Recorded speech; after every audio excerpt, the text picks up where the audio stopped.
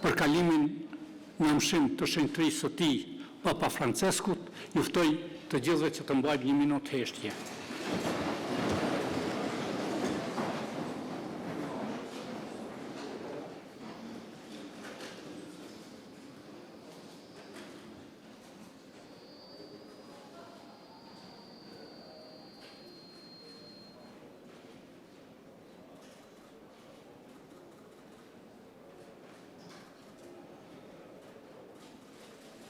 U preft në paqe shpirti tij. Në seancën e fundit, 119 deputet kanë dhënë betimin, vetëm një deputet nuk ka qenë i pranishëm, e ftoj zotin Ilmir Reqica, që është sot i pranishëm, të bëjë betimin.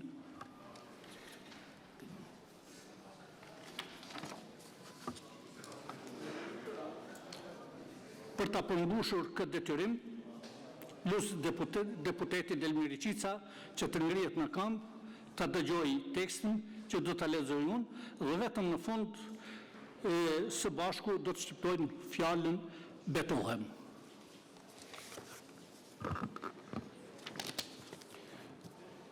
Unë, deputet i Kuvendit të Republikës së Kosovës, betohem se me nder e me përkushtim do ta kryej detyrën time dhe do ta përfaqësoj me dinjitet popullin.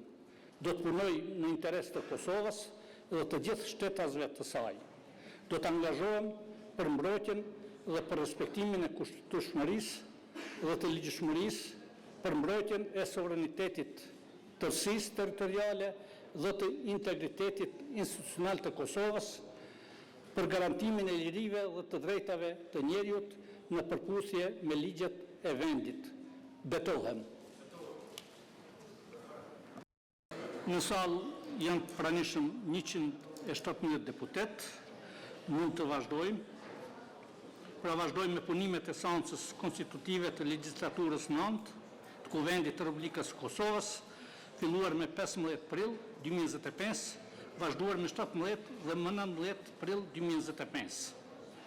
Pika e radhës, zgjedhja e kryetarit të Kuvendit.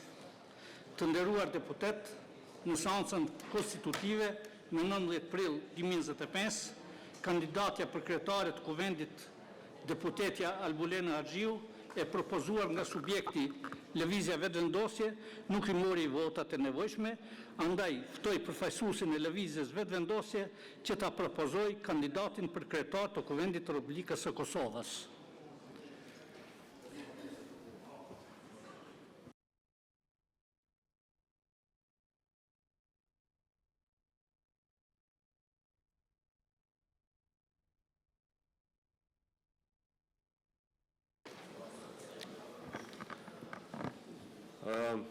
Atëherë, Lëvizja Vetëvendosje pa dyshim që e ka emrin e njëjtë, është zonja Albulena Haxhiu si e propozuar, por ne, me qenë se e kemi po që të gjitha subjektet politike që është dje janë prononcuar se do ta kishin qëndrimin e njëjtë, edhe në këtë seancë, unë mendoj që kjo situatë politike nuk mund zgjidhet për vetëm me një marrëveshje politike.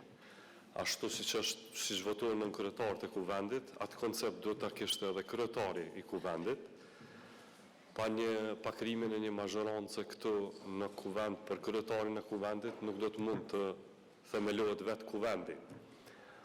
Mirë, po kjo e njëjta logjikë është edhe për nënkryetarët. Sikur ne ta kishim shumicën, do të mund t'i bllokonim edhe nënkryetarët e Kuvendit. A është kjo arsyeshme? Atëherë ne, zoti kryesues, kërkojmë një kushtesë që të mos përsëritet situata e njëjtë, të cilën e patëm 3 herë radhazi në Kuvendin e Republikës së Kosovës. Faleminderit.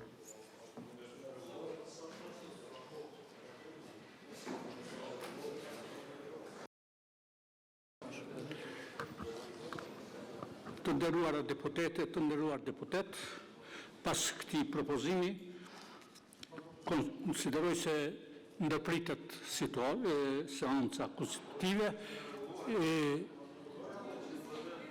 lidhemi sërish të mërkurën me 23 prill në orën 10.